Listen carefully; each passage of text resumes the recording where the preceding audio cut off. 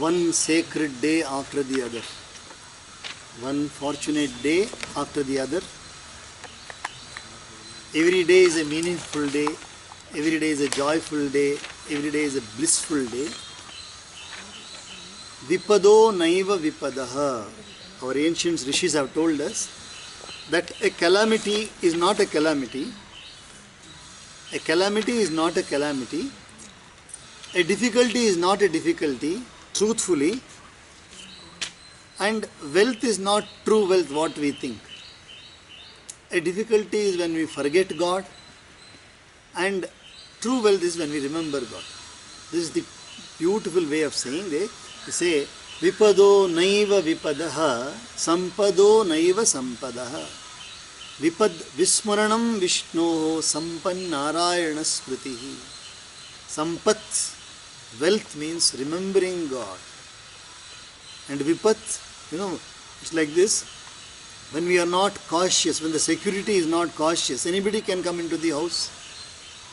When the security system is not perfect, then anybody can enter the house and anything can be stolen away. So the security for us is the remembrance of God. The moment we forget God for a minute, our security is weak. Our security is weak, and what happens? Unnecessary thoughts will come, and all other things will come and disturb us. Once they disturb us, then our life's beauty is lost. So vipado naiva vipadaha, sampado naiva sampada, vipad vismaranam vishnoho sampan narayana smritihi, sampan narayana smritihi. So every minute which we spend in remembering God, who is the source of this world. Remember, many times people may ask, why God, why God? Why should we remember God at all?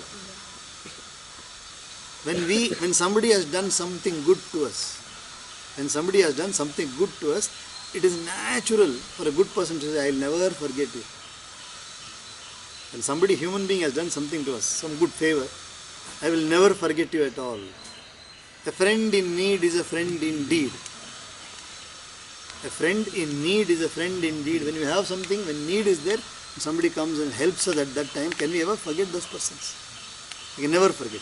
So the person or the entity or the very force which is there behind every single breath of ours is Paramatma. So forgetting Paramatma is the biggest calamity for a human being. So we are lucky.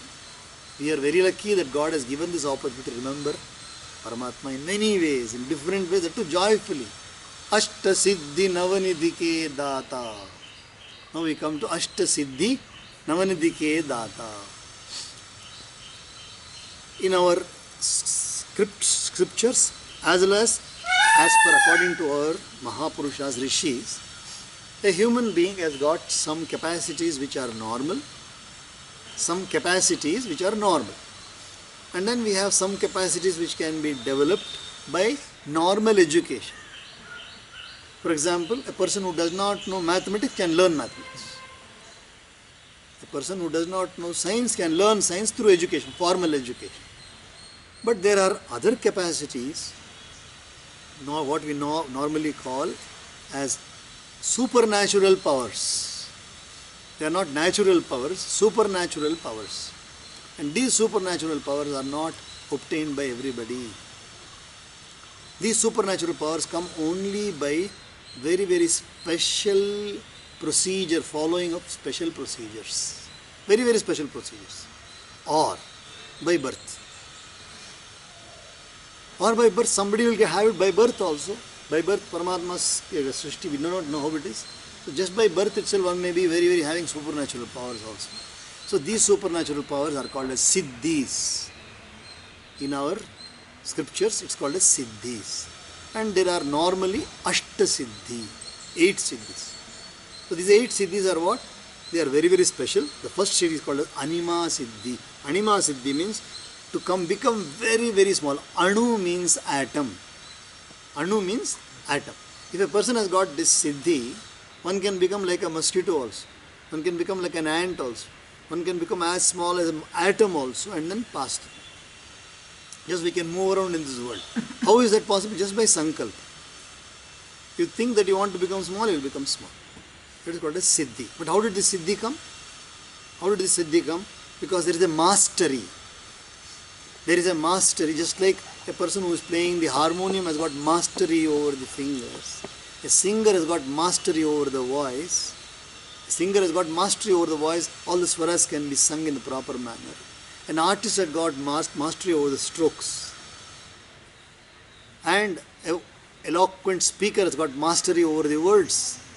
So this is a siddhi. That comes by practice. But this one has got severe practice where you go deeper into the body. When you go very, very deep into the body, you conquer the mind also.